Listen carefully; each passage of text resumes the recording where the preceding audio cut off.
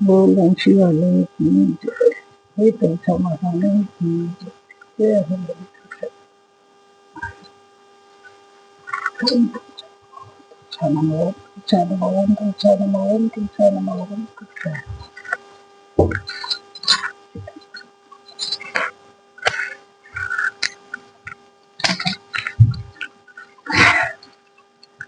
बोलती समया की जय। कार्तिक महात्मा का 13वां अध्याय। कार्तिक कथा को सुनो सभी सहज मनना। 13वां अध्याय लिखूं श्री प्रभु शरण में आए। दोनों ओर से गदाओं बाणों और शूलों आदि का भीषण प्रहार हुआ। दैत्यों के तीक्ष्ण प्रहारों से व्याकुल देवता इधर उधर भागने लगे। तब देवताओं को इस प्रकार भयभीत हुआ देख गरुड़ पर चढ़े भगवान युद्ध से आगे बढ़े और उन्होंने अपना सारंग नामक धनुष उठाकर बड़े जोर से टंकार किया। त्रिलोकी शाब्दित हो गई। पल मात्र में भगवान ने हजारों दैत्यों के सिर को काट गिराया। फिर तो विष्णु और जलंधर का महासंग्राम हुआ। बाणों से आकाश भर गया।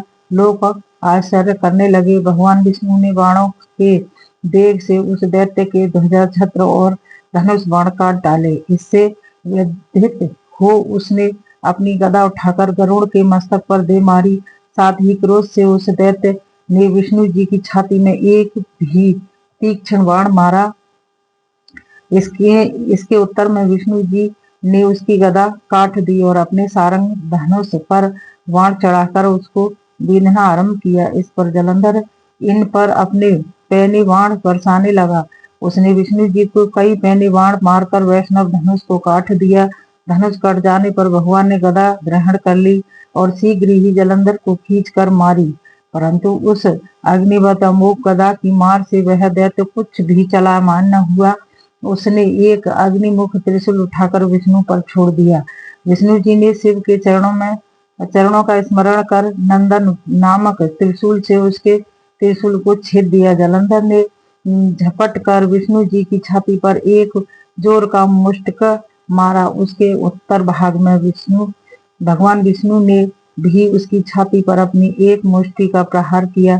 फिर दोनों घुटने टेक बाहुओं और मुष्टिकों से बाहु युद्ध करने लगे। कितनी ही देर तक भगवान उसके साथ युद्ध करते रहे। तब सर्वश्रेष्ठ मायावी भगवान उस दैत्यराज से मेघवाणी से बोले, रे रण दुर्मुद दैत्य श्रेष्ठ, तू धन्य है जो इस महायुद्ध में इन बड़े बड़े आयुधों से भी भयभीत न हुआ। तेरे इस युद्ध से मैं प्रसन्न हूँ, तू जो चाहे वर मांग। मायावी विष्णु की ऐसी वाणी सुनकर जलंधर ने कहा, हे भावुक, यदि आप मुझ पर प्रसन्न हैं तो यह वर दीजिए कि आप मेरी बहन तथा अपने सारे कुटुंबियों सहित मेरे घर पर निवास करें। नारद जी बोले, उसके ऐसे वचन सुनकर विष्णु जी को खेद तो हुआ, किंतु उसी क्षण देवेश ने तथास्तु कह दिया। अब विष्णु जी सब देवताओं के साथ जलंधरपुर में जाकर निवास करने लगे। जलंधर अपनी बहन लक्ष्मी और देवताओं सहित विष्णु को वहां पाकर बड़ा प्रसन्न हुआ। फिर तो देवताओं के पास जो भी रत्न थे सबको ले जलंधर पृथ्वी पर आया। निशंभु को पाताल में स्थापित कर दिया और देव दानव यक्ष गंधर्व सिद्ध सर्प राक्षस मनुष्य आदि सबको अपना वंशवर्ती बना त्रिभुवन पर शासन करने लगा। उसने धर्मानुसार सुपुत्रों के समान प्रजा का पालन किया। उसके धर्म राज्य में सभी सुखी रहे। बोलो तुलसी माता की जय। बोलो सालग्राम भगवान की जय।